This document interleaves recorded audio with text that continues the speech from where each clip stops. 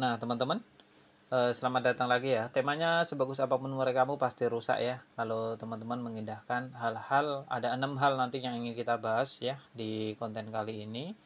Yang mana jika ini dilakukan ada kemungkinan besar merusak murai batu kita. Meskipun murai batu kita dalam keadaan murai terbaik atau sebagus apapun itu. Karena untuk murai batu malah cenderung biasanya yang gampang rusak adalah murai batu yang benar-benar bagus. Karena kalau murai batu yang bagus biasanya kita kepedean ya, pemiliknya biasanya kepedean. Oke, langsung saja ada 6 hal yang harus teman-teman hindari ketika memiliki murai batu yang sudah jelas bagus. Maka ada beberapa yang teman-teman perlu pahami dan jangan sampai melakukan kekonyolan. Yang pertama adalah over lomba atau OL. Nah, biasanya over lomba ini ya sangat sering terjadi, terutama pada pemula atau pada mereka yang baru memulai belajar murai batu. Kalau untuk senior saya kira udah pada paham mana kaidah-kaidahnya, jadi saya di sini tidak bermaksud menggurui senior. Saya hanya sharing kepada pemula yang kebetulan mampir di channel saya pengennya itu mereka main murai batunya itu tidak rusak, dalam artian masih bisa menjaga murai batunya untuk jangka panjang ke depannya. Tidak sama sekali untuk menggurui, kita hanya sharing saja. Overlomba sangat buruk untuk keadaan burung murai batu kita. Idealnya untuk melombakan burung murai batu itu cukup 1 bulan sekali, teman-teman ya, perlu dipahami pada umumnya itu cukup 1 bulan sekali. Jadi jangan sampai ya mentang-mentang wah lagi enak nih, kapan lagi enak kapan lagi. Nah, kata-kata inilah yang nanti akan kedoktrin ke otak kita, mencuci otak kita kapan lagi, dan akhirnya kita ngeber murai batunya yang ujung-ujungnya murai batu teman-teman nanti akan menjadi sampah ya, dalam artian rusak yang tidak bisa kita andalkan lagi untuk memenangkan di setiap kontesnya.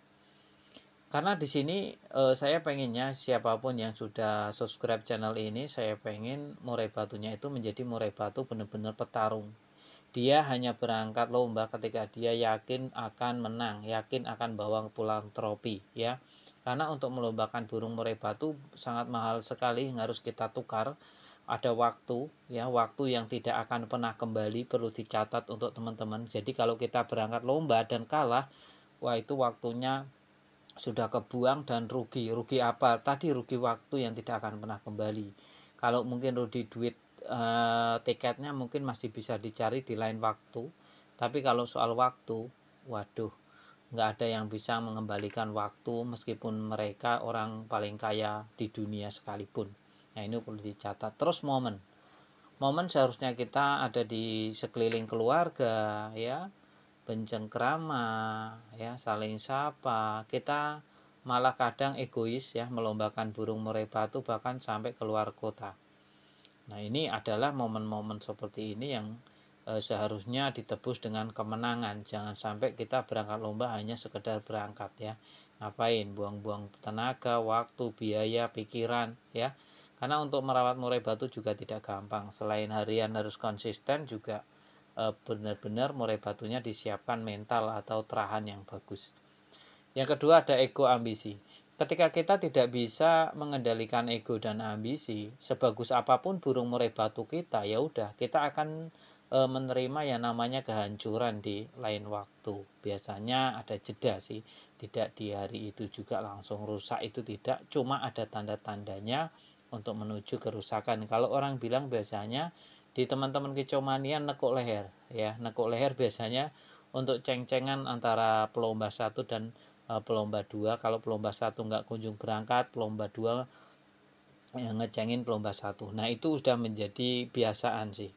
Maksudnya begini teman-teman, saya tidak mau ya yang subscribe saya itu hanya sekedar melombakan burung murai batu tanpa tujuan atau arah yang jelas, karena akan membuang-buang waktu, sayang sekali ya. Jangan hanya yang penting ngopi, yang penting kumpul, wah itu bullshit itu ya. Jarang sekali yang benar-benar seperti itu. Biasanya orang yang seperti itu malah kalau kalah malah dia tidak terima. Ya biasanya seperti itu, nanti gerundel di belakang. Beda dengan kalau saya berangkat ya. Kalau memang burungnya kurang bagus ya kita akui memang kurang bagus. Kalau burung kita tidak masuk ya kemungkinan juri lebih jeli melihat burung murai batu yang lain memang jauh lebih bagus. Nah itu kita harus belajar legowo. Kalau kita siap melombakan murai batu ya konsekuensinya ya burung kerja atau tidak kerja. Cuma kalau kita menggunakan metode main pack tadi dan menjaga ego dan ambisi, maka niscayalah kita siapkan benar-benar matang, berangkat punya keyakinan yang penuh, maka pulang juga akan memenangkan perlombaan. Burung vektor, burung bagus yang ketiga, ini cenderung rusak malah teman-teman ya, cenderung lebih cepat rusak karena tadi kembali lagi kita bahas lagi, kita ulang lagi, karena untuk melombakan burung murai batu ya hanya sekedar perawatan seperti itu ya. Jadi kalau untuk burung semakin bagus, kita ego kita, ambisi kita itu akan tidak terkendali malah. Wah burungnya masih bagus ini, mumpung renyah, mumpung enak. Tadi kata-kata mumpung lagi. Nah itu kita biasanya karena tertipu dengan burung vektor, burung bagus tadi.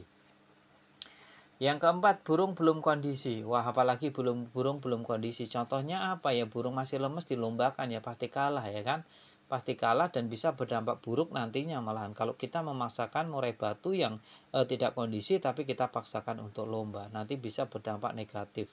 Salah satunya ya kotoran, bau menyengat dan masih encer, itu salah satu ciri murai batu kita belum siap untuk bertarung ya di arena kontes ya dalam perlombaan kicauan burung murai batu tentunya. Jadi teman-teman harus benar-benar dipahami, kalau burung sebagus apapun terus kita paksa untuk lomba dalam keadaan dia butuh benar-benar istirahat, ya fatal nanti akibatnya ya. Tidak hanya kalah di saat itu, tapi untuk jangka panjangnya juga berimpact atau berdampak buruk. Terus murai batu idealnya dilombakan itu 1 bulan cukup sekali saja.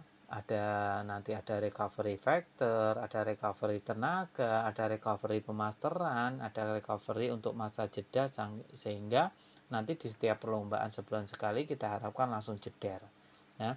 Untuk perawatan yang penting konsisten, nggak bisa asal-asalan ya untuk murai batunya. Terus yang kelima, bulu basah. Nah ini apalagi burung murai batu yang baru mabung nih, biasanya bulunya basah itu lagi enak-enaknya di rumah. Dia sering bongkar-bongkar materi, nggak karu-karuan ya. Wah ini cenderung cepat merusak burung murai batu. Jadi teman-teman harus paham, harus benar-benar menghindarkan hal-hal yang demikian. Karena ini bisa berimpact buruk pada burung murai batu teman-teman. Burungnya biarkanlah ada jeda setelah mentok nih, seumpama mentok tanggal 31 Desember. Maka tanggal Januari full itu jangan pernah dilombakan. Teman-teman bisa melombakan di bulan Februari atau bulan Maret. Semakin ada jeda semakin bagus. Minimal 1 bulan lah itu kalau memang enggak. Tapi mentoknya bisa dipastikan di Desember. Nanti untuk Januari benar-benar pemasteran sama pengondisian seperti jemur, umbar ya, seperti itu, ada sauna juga dikenalin agar ada tenaga dan lendir-lendir yang di dalam tubuhnya juga hilang.